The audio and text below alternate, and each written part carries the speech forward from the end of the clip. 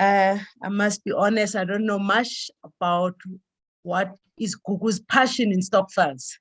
I know she's in the financial world, but we live and breathe Stockfiles development. Yes.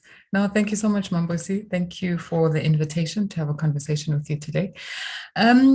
So my passion is more financial security for our target audience. So it doesn't necessarily have to be for a specific group of people, but the work that I do is centered around helping people achieve financial security, however they choose to define that for themselves. So it could be a Stockpile, or it could be members of a Stockpile. It could be retirees. It could be people who are starting out in their businesses, or whatever the case is. I would kindly request you to just unpack financial security for us as the Stockpile community, because what we do in the Stockpile world, we just come together, we collect money, we save it, for year end, and we never really, generally, we don't dwell into these financial security conversations. So I would appreciate if you could just explain to us what is the importance of financial security and what is financial security. No problem. Let's start with financial freedom, right? Because before you can achieve financial security, you must have financial freedom. So financial freedom is having your income exceed your expenses over a consistent period.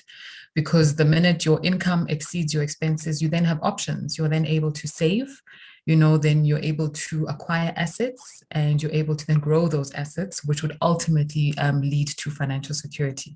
And financial security is having enough money for the things that you are wanting to do with your life, whether you're wanting to start a business, whether you're wanting to retire successfully. As I said earlier, it depends what you define as financial security. For some people, it's having a fully paid up home.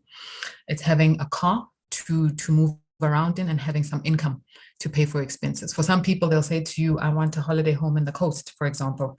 I want to be debt free. I want, the list is endless. It's a very personal journey, financial security, and we all define it differently. But the starting point of financial security is financial freedom. So having the ability to accumulate the money that will get you there. Okay, no. Thanks for that clarity, Gugu.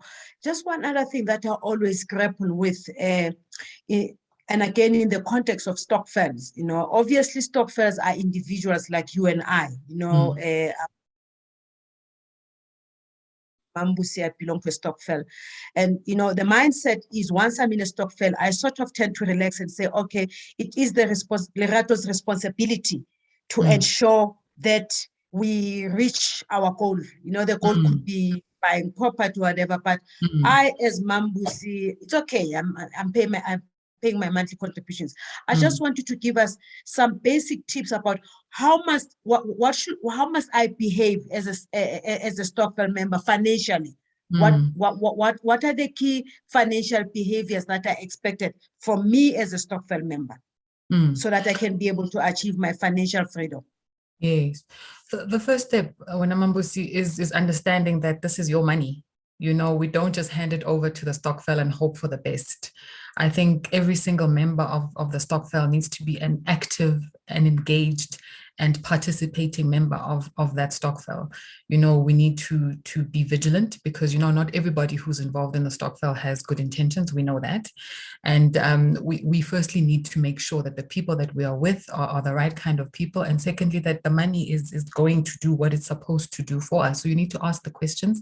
We need to be involved in the tracking of all the money, where it's going, how it's growing, and things like that. So I think that's the first step, understanding the Stockpile in general, making sure that the integrity is there, making sure that our money is looked after in a way that it should, and that the money goes where it's supposed to go. But secondly, I think an added layer to that, and I think it's such an important question, is that you don't just put your money in a Stockpile and then it ends there. I think there must be intentionality with that money. We can't just be buying groceries, with the money that we're putting in a Stockpile. Although that intention is noble and it's good, and I understand that it is necessary, because for many people, that's the only way that they're able to, buy groceries or the things that they need in bulk. So that's completely understandable. But I think we also need to have an added layer to the Stockpile accumulation of funds. We also need to look at our personal what we spoke about earlier, what our personal goals are, and what financial security means for us, and how we can achieve that through the Stockpile. So in other words, I mean, I always use the example of not, I mean, I talk to this about my children all the time. I teach children about matters of personal finance. And one of the key things that we teach children when it comes to money is that don't spend everything that you have.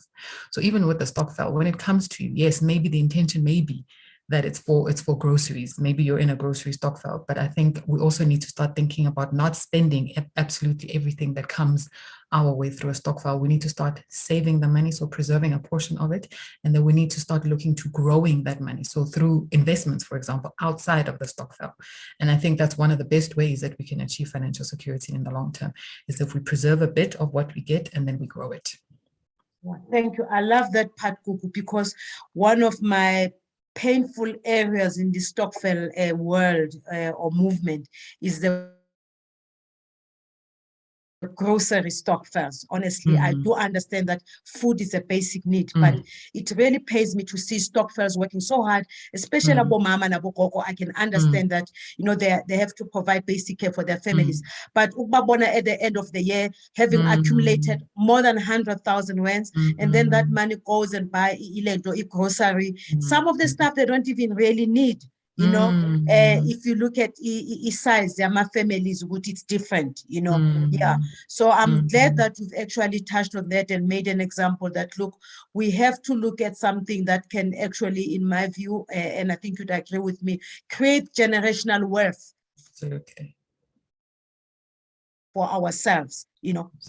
Absolutely. I agree with you 100%. And I think, Mambusi, you're in a very great position to be able to influence the direction of these Stockpiles, you know, through these very important conversations where we sit with individual Stockpile members to say, you know, yes, like as you said, you don't need to spend all of that on groceries if it is a grocery Stockpile.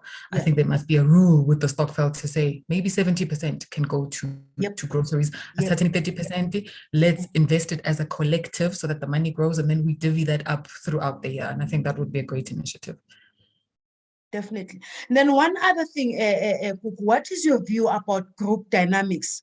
It's one thing for Umambusi to be, you know, inspired because she is engaged with Gugu and all that stuff.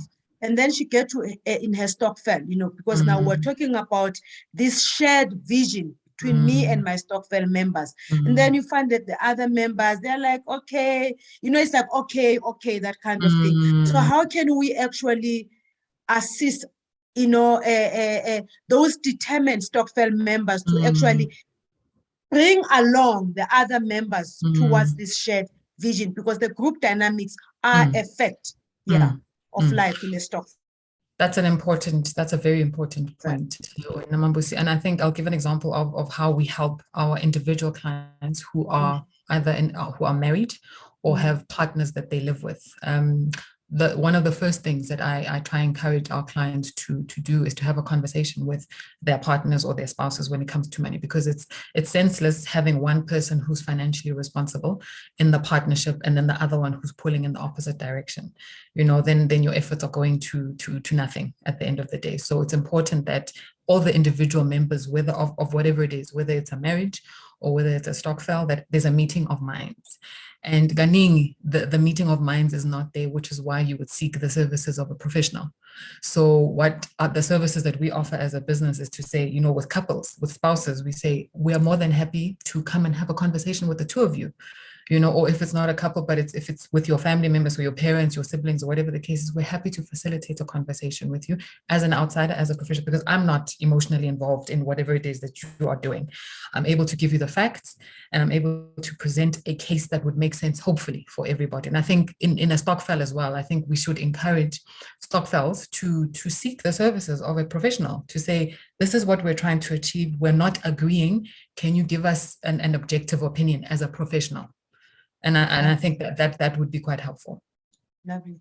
I like that making an example with the family situation, because I always say, before I became a Stockpile member, I am me.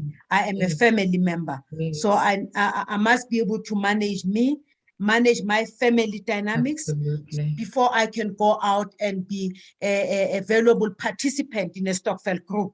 And, absolutely. You know, from my experience, you know, it's that people can't resolve their family, personal, financial matters how can they successfully, Mhm. participate within a Stockpile. So So true. yeah, I really like that analogy, husband and wife scenario, but also the importance again is that it's the goal sharing, because I think for you to be free financially, you need to have a clear goal. Do you Absolutely. agree with me on that? Yeah. I agree with you 100%. And if you look at the statistics, let's coming back to couples again. The number one reason why couples fight and get divorced apparently is centered around money, around finances, around a difference in ideas, and around a difference in behavior when it comes to managing money. And I'm pretty sure the issues are exactly the same in group dynamics such as Stockfels. Is that the reason why there are scuffles and there are issues within a Stockfel is that we don't have a shared vision. So it's important for you, if you're going to get into a Stockfel, to know these people, to know them well. And if you don't know them well, to have these very uncomfortable conversations, and they must be had in the beginning, because you don't now want to get into a Stockfel and then 6 months down the line you have these conversations, then you realize what we want different things from the Stockpile, which makes things very difficult once you're 2 years down the line, 6 months down the line in a Stockpile. So yes, the shared vision is crucial, and it must be discussed in the beginning. We must all agree that this is what we're trying to achieve, and then agree on the way forward from there. Which actually brings me back to what we're supposed to talk about, the retirement. Yes. Because, generally when people join Stockfels or start Stockfels, it's more of a social kind of thing. We are friends, we are family, we are neighbors, we're going to support each other in the event of death and all that. Then as soon as you start introducing, a serious topic like retirement, I find that people, they're probably not interested. I don't know whether they are okay.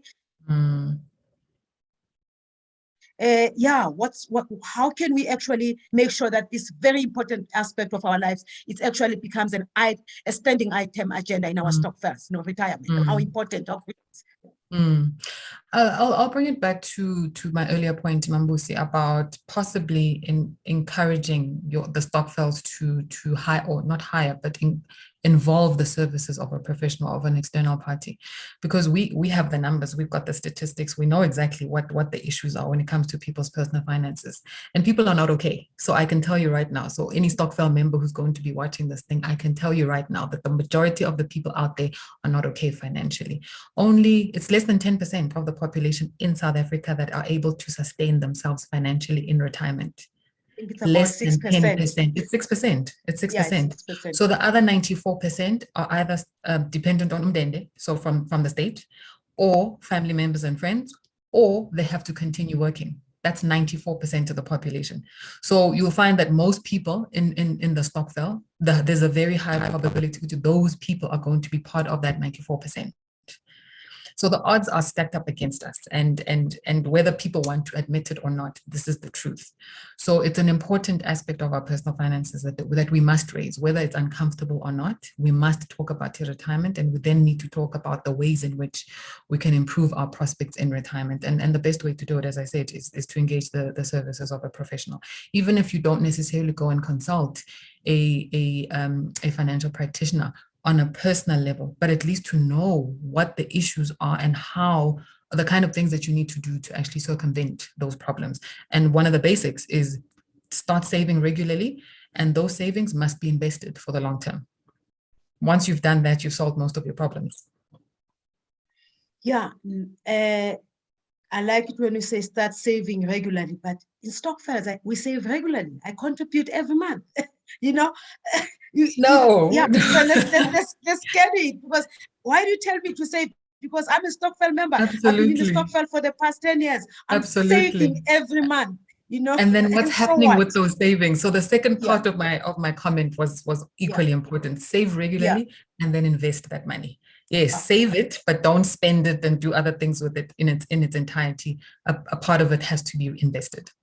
Okay. No, I love that, Gugu. Actually, yeah, I was just trying to play difficult here because that's one of my pain points in a Stockfel, that people save, But Yeah. I've heard Stockpile group saying, so and so agasena mali contributor, and yet this person has been part of the Stockpile for the past 30 years. And the reason why angasena mali contributor, this person has reached retirement. Now he or she is battling in her personal space in terms of a retirement. Now she can't even contribute now. So it means something went wrong here, in the past 30 years. Much as this person has been saving, but he or she cannot fulfill all most of her needs at that stage. I don't know whether I'm putting it correctly. Yes, no, you now are. All of a sudden you have to abruptly, Absolutely. And in fact, Mamusi, I've heard of a very interesting phenomenon where abantu are even borrowing imali, as in so getting into debt so that they can fulfill their obligations to save with Stokvel. That distresses me quite a lot because that defeats the whole purpose. You're in one aspect, you're sort of building an asset, but now you're depleting it at the same time. And I think umuntu onjalo who's gotten to retirement and they're now no longer able to contribute towards Stockpile, you'll probably find which that's the kind of behavior they were engaged in before. The money was never really there to begin with. They had to find it somewhere. And now with retirement, the money, you're no longer earning the salary that you were earning before, and therefore there's no money to contribute towards the Stockpile. Which means then the younger we are or the earlier it is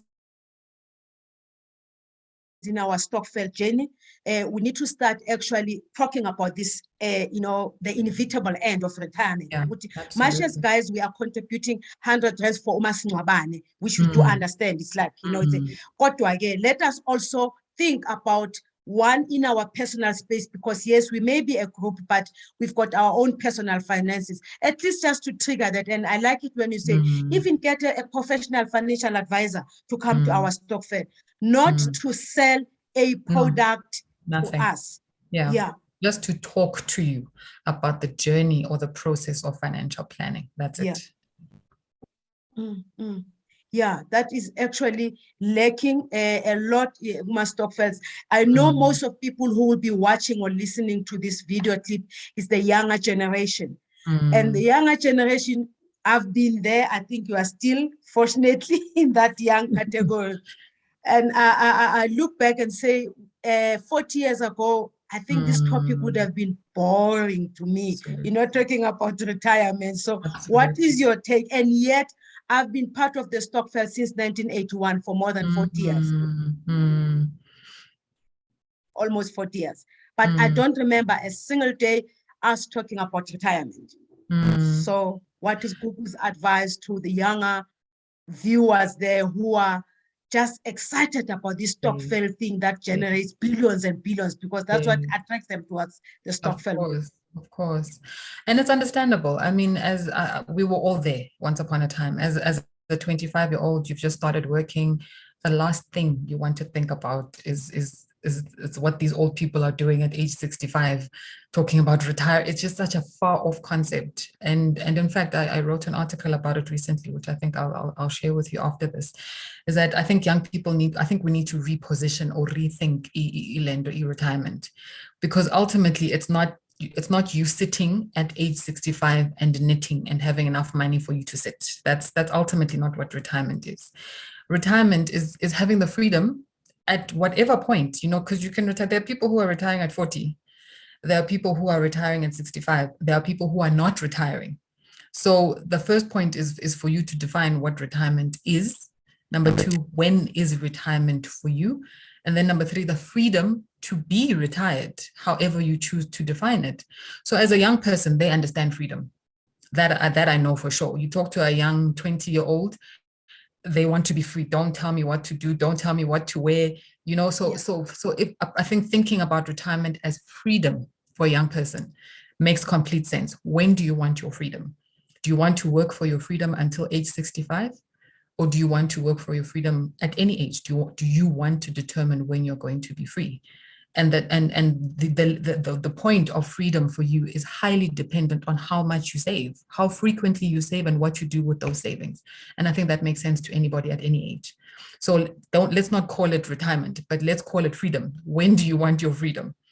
At what age do you want your freedom, and what does that freedom look like? There's a price tag to that freedom, and you need to save money towards it, and that money must be invested. So the sooner you start, the quicker you're going to get to that point. Hashtag financial freedom. Use their language. I love that. I love that. Yeah.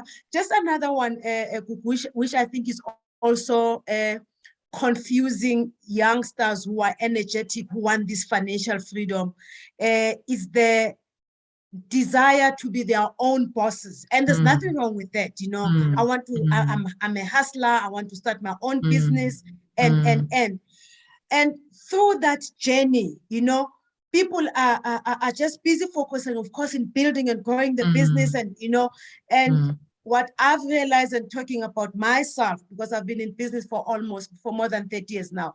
One day I woke up, I said, my good gracious me, I am 55 years old. Yes. I've been in this business, and when I checked, I did not have a retirement annuity because I had banked on my business that was going to give me my financial freedom. And then, as they say, life happens. The business did not go the way I had thought it would, you know, things, you know, high and low. So what is your take on that? And say, look, I'll get there. I mean, my business is going to take care of me. It's going to give me my financial freedom. Absolutely, yes. Yeah. So in theory, Mambus, you're quite right. The idea of building a business is that you're building an asset base that's ultimately going to sustain you. You know, whether you sell it or whether you continue to earn an income from it at retirement. But yes, that is the idea. But also in business, you know the phrase that we all know: never put all your eggs in one basket. The same goes for business as well. Yes, you can concentrate all of your efforts and you can spend all your life building this asset, but not all of your money or all of your finances should be in this business, because as you quite rightly said, life happens, you know, and sometimes these things don't turn out the way we want. So whenever we help clients manage the financial planning for their businesses, one of the things that we highly recommend that they do is that they consider using some of the business assets to create another asset base outside of the business, so that you hedge your bets. In case the business doesn't go well, then you've built an asset using that money from the business. So yes, you must have a retirement plan. So there must be retirement assets away from the business that you built. So opening a retirement annuity is one of the best things that you can do for yourself, whether you're a business owner or not. You know, it's just an additional source of funds that's going to look after you when you're retired, whether the business is there or not. Having adequate insurance is another great thing, because as you said, again, business doesn't always go well. What happens when you no longer have the income in this business? What happens if the building burns? You know, so many things can happen. And if you're not insured adequately, and if you're not building assets outside of this business, you could find yourself completely ruined with no backup plan. And that's not what you want. Just talking about insurance, Gugu, I know one word, just like freedom, that we all understand is risk. Yes. You know, we like saying, go risky. How important it is just to, in a Stockpile context, again, just to say, you know what, guys, let us do a risk analysis of the Stockpile. You know, in business, we talk about risk management, you know, absolutely. Risk this, but do we ever take a moment and reflect and pause and do a risk analysis of ourselves as Stockpile members, let alone just as individuals? What's your take on that? No, we should, absolutely. And I did speak to you earlier about, you know, you need to trust the people that you're in the Stockpile with. That's part of the risk management process, is that you don't want to be putting money every month, and then when it's your turn, I mean, that's a disaster. You've wasted however long it would have taken for the money to come to you. You know, it's absolutely crucial. And also what you're ultimately saving towards is part of the risk management analysis or the process, to say, does this really make sense for me as an individual and for us as a collective? And if it doesn't, you need to have those conversations to say, maybe we can, you know, rethink. Let's talk about not doing it this way. And also where you place your money. I know some stocks will sit on the cash. Some people don't even bank that money, they sit on the cash. There's a massive risk to that. And I know so many Stockpiles where the money has been stolen. And nobody knows what happened to it. That is a massive risk. So absolutely, I agree with you that one thing that all people understand is risk, the things that could potentially go wrong. And we do need to analyze every single one of those things before we commit our hard-earned money. And the leadership, quality of leadership in a Stockpile, just on that risk component. That's part of it. Crucial that is. Absolutely, that's part of it. Because the type of people that you're dealing with, and you don't need to deal with them for years and years and years to know what kind of the caliber of the person that you're working with. There are people who build. That's in their nature. They are builders, and they are communal, and they take everybody with them. Whenever they engage with people, and then there are people who are destroyers. They are destructive, they mess, they fight with people, and you can tell what kind of person you're dealing with from the onset. So before you commit, over the long term, again, your hard-earned money, you need to understand the kind of people that you're dealing with, because this shouldn't be a painful process. The whole point of our Stockfiles is siyasizana. I mean, is that not the point? And Ubuntu, yeah. Yes, it must not be a painful process where you now start dreading the engagements, you start dreading the leadership. It shouldn't be like that. Yeah, no, that's quite crucial. Just in wrapping up, Gugu, what would be your key 5 pointers, that Stockpile members should be mindful of in terms of creating this, in terms of creating wealth for themselves, as opposed to just saving? Because for me, Stockpiles, they seem to be just in that mode, save and J, how do we get out of save and feeling cozy and comfortable with save and J? What are the key crucial things so that we can come out as being, knowledgeable about finances and investments, etc.? Just 5 crucial points, or slightly more if you can. The first one is firstly, as we said earlier, and understand the goal. What are you trying to achieve with this money? It can't just all be spent. So determine what the vision is going to be with this money. Number 2, have a spending plan. So if you're going to get this money, I think it's important for you to budget effectively, to understand what you're going to do with this money. Number 3, I think you must learn to manage your debt, because it's pointless having, being able to save the money while being highly indebted, or having to go into debt to save this money. Then that defeats the whole purpose. Number 4, is that 3? Number 4, I think it's important to have an emergency fund. Consider putting a portion of this money for rainy days, for when life happens, the unexpected happens, and you find yourself in some serious trouble. And the last one, I'd say a portion of your money must go towards growing an asset. Whether you're going to invest it in a retirement product or just a regular investment, or whether you're going, whatever the case is, the money can't just all be spent, because that just defeats the whole purpose of us getting money. We need to find ways to actually growing money and creating wealth over the long term. Wow, that's a powerful big 5. I really love 5. I really love that. Actually, on the emergency fund, without actually making a mockery of other people, I once belonged to a Stockpile with high profile in their careers. They were not necessarily business people, but I was so embarrassed one day when I received a call from the chairperson of the Stockpile saying, "Ugugu uboleka 500 rands." I said, "Oh my good gracious, are you sure it's 5,000 or 500 rands?" I just said to myself, how bad could it be for Ugugu ukuthi afonele uchairperson aboleke 500 rands? Now it tells you, yeah. It tells you, emergency fund ayikho, that stayed with me. Like I'm saying, but it touched me. But you know what? I think there's a lot of work. At face value, people seem to be okay, and yet they are not okay. Because if I were to tell the profile of that person, you think I'm exaggerating. Because all she needed at that point in time was 500 rands. Wow. Sure. It's actually quite sad. It's actually quite sad, but it's not uncommon. We see it all the time. Wow. Anyway, thanks so much, Gugu. I really appreciate this, and I hope our viewers out there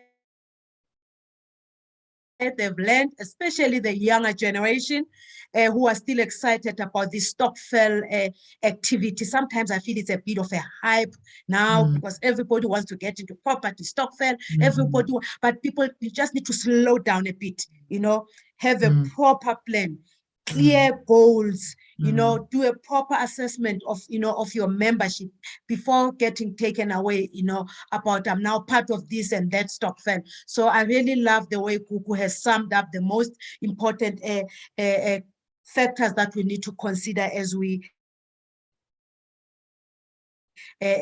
proceed on this Stockpile journey, which is nothing else but wealth creation. As we call it, Stockpile Academy, we say it is all about wealth and wisdom. And thank you very much. And Gugu, looking forward to engage with you again. And guys, please don't forget to subscribe and follow us on all our social media platforms. Thank you very much.